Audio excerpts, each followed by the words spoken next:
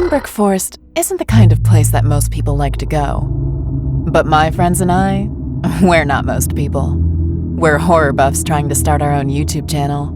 And that means everything that we do comes with a heavy dose of horror. That's why we chose Penbrook Forest for the camping trip. There's an isolated cabin deep in the woods. When we pulled up to it, Mike, the front man, got out. Looks like crap. I love it. He was right. The cabin was large, 2 stories, but it looked like it was on the verge of falling apart. It clearly hadn't been upkept while it was sitting empty. We made our way inside. Mike, me, Jess, and Tilda. As we did, Mike explained the story behind the cabin. He said, "Rumor is, it was previously occupied by a mad scientist who conducted experiments on human subjects. They came looking for him in the 80s, but the scientist was never caught, and the cabin has been abandoned for years. It took a ton of string pulling to get us out here."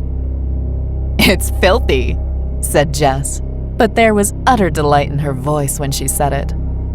We started to settle in for the night, but we weren't allowed to rest for long. As soon as it turned midnight, strange things started to happen.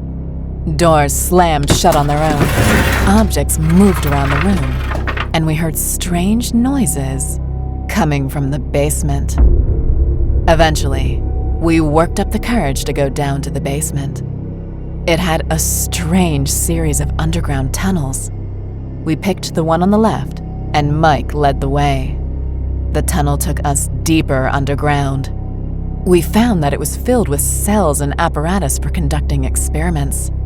Jess said, "This must be where he did his experiments." Tilda rubbed her hands over her arms. "I don't like this. Let's just get out of here." "Are you kidding?" Mike said.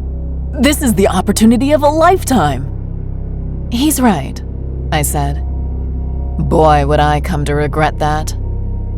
So, we kept exploring the tunnels. It didn't take us long to find the first dead animal. It was so old and rotted, it didn't even smell. We figured it had gotten inside from somewhere. Who knew where?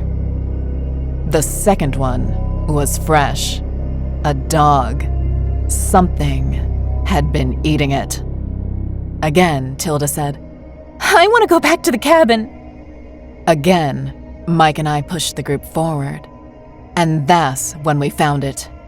The cell with the open door, the blood on the stone, and the subject inside.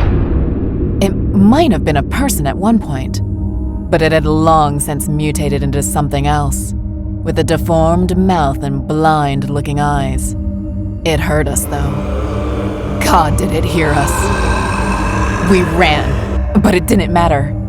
We were being hunted by those monsters, and had to try to find a way to escape the cabin and the tunnels before we became this room's next victims. Tilda didn't make it. She was grabbed by the creature. It ripped out her throat with its teeth. While the creature was distracted, we surged forward into a control room of sorts. There was a fresh Burger King wrapper in the rubbish bin. "Holy shit!" said Mike. "Someone must have been working with the scientist."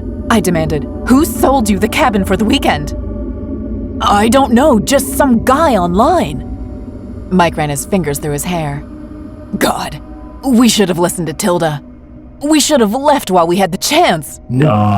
On the monitors, we could see 7 of the mutated creatures. 2 of them were heading to the control room. We took off, trying to find a way out, but the tunnels seemed endless. I wasn't sure that there was a way out. We tried to retrace our steps, but we couldn't find the dog again, let alone the first dead animal. There were cells. There were monsters. There were dead ends. We lost Mike next. He tried to fight one of them off, to give Jess and I more time to escape. I didn't see when it got him, but I could hear the screaming.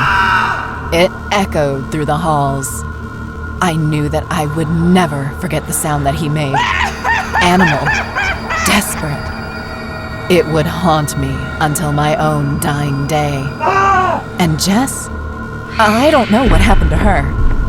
One moment we were running side by side, and the next, it was just me. Maybe she fell and I didn't realize it.